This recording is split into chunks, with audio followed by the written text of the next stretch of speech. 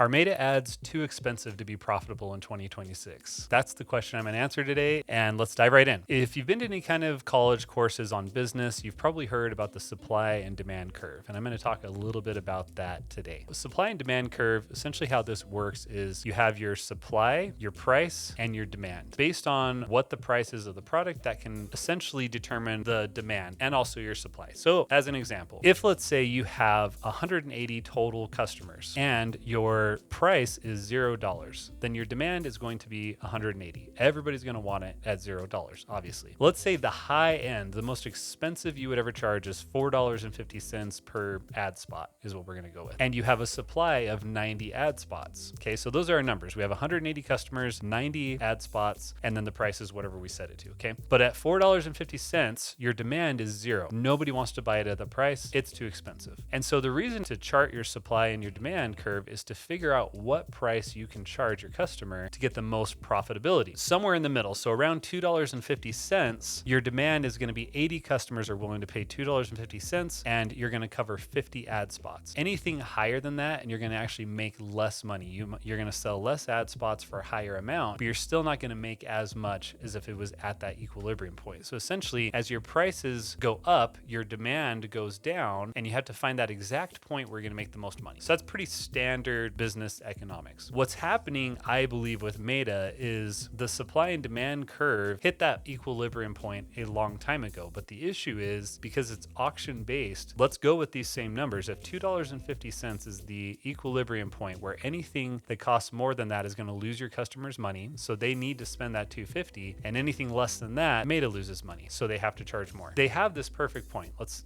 just call it $2.50. But Meta reserves the right to spend up to 75% more per day of your budget. What they guarantee is they won't go over your weekly budget. So if your budget's $100 a day, then they say they won't spend more than $700 in a week, but they might go up 75% more per day. So you might spend $700 in a few days, and then they just don't spend anything the rest of the week. And they say, hey, we're going to only spend money if we think it will generate sales. Okay, cool. So that's how it's all set up. That's fine. And it used to work really, really well. But this year we're seeing return on ad spends anywhere between 0.2 to 0.5. So we're not even making up half of our budget in gross sales. So it's really, really bad. Now we've tested tons of creatives. We've tested tons of landing pages. We've talked to tons of other advertisers. And the thing that we're seeing is that essentially people are just spending huge amounts. It's blowing through their budgets and all their settings are correct. Everything looks the same as it used to. So what's the problem? Well, based on the supply and demand curve, my theory is that what's happening with this up to 75% more is that because the demand is so high at that $2.50 point, that Meta is then saying, okay, well then anybody who's most likely to purchase, we're going to spend a little more, but they're going to get the purchase, so it's fine. But the problem is if you have millions of advertisers, all of these people who are willing to spend up to 75% more are doubling their budget without really wanting to, hoping for those sales. They're getting the same sales they used to, but now instead of having a normal return on ad spend, they're getting half of what they used to get. And everybody's playing it like a day trader. They're looking at it every day, they're sweating, they're hoping, oh, okay, today I made money, today I lost money, and everything is getting blamed on the new AI update, algorithm updates, things like that. But the truth is, if you're seeing a return on ad spend that is losing you money day after day, week after week, you've tried tons of different creatives, advertising is difficult, but it shouldn't be this difficult. It shouldn't be a game. It shouldn't be, I'm going to make the best videos I can about my products, I'm going to put it out there, I'm going to have good reviews, I'm going to have a solid offer, solid landing page, all these things. And if you still can't make money, if you're going to continue to blame yourself, blame your own creative, blame your own website, doesn't it seem a little odd that you wouldn't at least consider the fact that maybe the people coming to the website aren't as good as they used to be, or their purchase intent isn't as high? At some point, if you have a good enough product, you have to actually believe a little bit in your business, that you shouldn't have to just trick everybody into buying it. So what do? I would suggest that you start looking more at assets that you own versus assets you don't own. So when you put an ad on Meta, you don't own that asset really. I mean, you own the ad that you put up, but as soon as you stop paying for it, the visibility goes away, it dries up, you get no more traffic, no more sales. But if you put up a blog or a video on YouTube or content on social media that's organic, or you respond to posts on forums, all these little tiny things that will actually stay up without you having to pay for them to be visible, doing that day after day after day and letting it compound and grow and create a larger reach, those are things you can control. Those are things that you can own, and over time are going to actually drive up your visibility, drive up your sales. If you're suffering from whatever whatever update is going on with Meta that has been causing these massive return on ad spends that are just killing businesses, pull back, focus on the things you can control, and then do small tests here and there and see if it rights itself and fixes itself. But there's nothing you can do if a platform that has millions of advertisers is not doing anything to make sure that those advertisers are profitable. So you have to take care of your own business. You need to start focusing on the things that actually can bring in revenue. Even if it's going to be a longer term play, it's at least a long-term play that is not going to dry up your entire marketing budget. I hope this was helpful. If you have any questions on your ads, obviously feel free to reach out to us. We would love to help you out. Otherwise, take care.